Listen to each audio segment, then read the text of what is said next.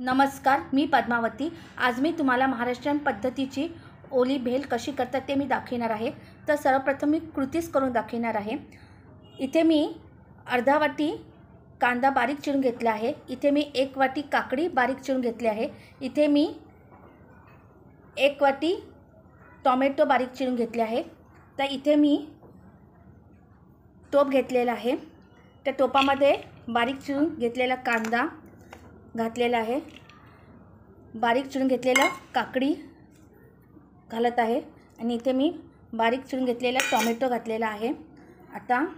आता मी मिश्रणाचं एकजीव करून घेते व्यवस्थित। आणि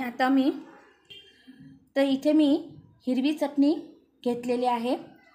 आता ही हिरवी चटणी मी 2 चमचे घालणार आहे।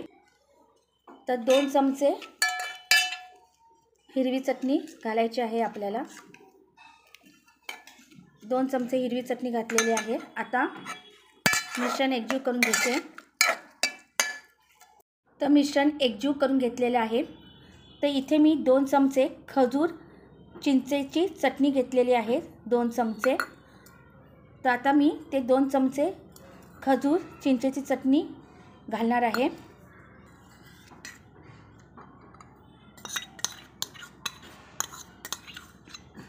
2 चमचे खजूर चिंचेची चटणी घातलेली आहे। आता मिश्रण एकजीव करूया आपण। मिश्रण छान एकजीव करून घेतलेलं आहे। आता 2 वाट्या मी फरसाण घालणार आहे। 1 वाटी घातलेले आहे फरसाण। अजून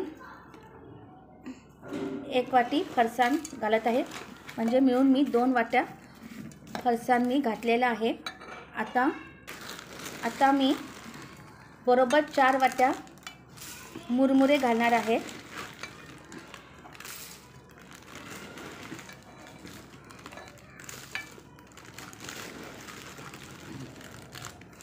चार वाट्या बरोबर मुरमुरे घातलेले आहेत। आता मी मिश्रण एकजीव करून घेते।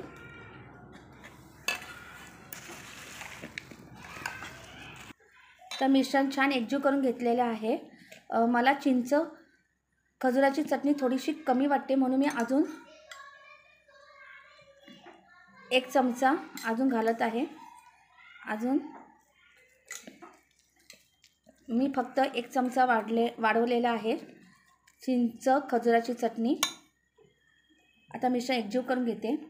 तर मिश्रण छान एकजीव करून घेतलेलं आहे। आता मी फक्त पाव चमचाच मीठ घालणार आहे, कारण की हिरव्या मिरचीच्या चटणीमध्ये सुद्धा मी पाव चमचा मीठ घातलेलं होतं आणि खजूर चिंचेच्या चटणीमध्ये सुद्धा मी मीठ घातलेलं होतं, म्हणून मी आता फक्त पाव चमचा मीठ घातलेलं आहे। आता मिश्रण एकजीव करून घेते। मिश्रण छान एकजीव करून घेतलेलं आहे। आता मी अर्धा लिंब पिळून घेत आहे, म्हणजे खूप छान लागतं चवीला। आता मिश्रण एकजीव करून घेते।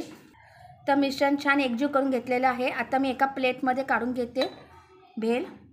तर भेल मी प्लेटमध्ये काढून घेतलेली आहे। आता मी कोथिंबीर अशी घालते वरून, बारीक चिरून घेतले कोथिंबीर, आणि बारीक शेव अशी मी घालत आहे।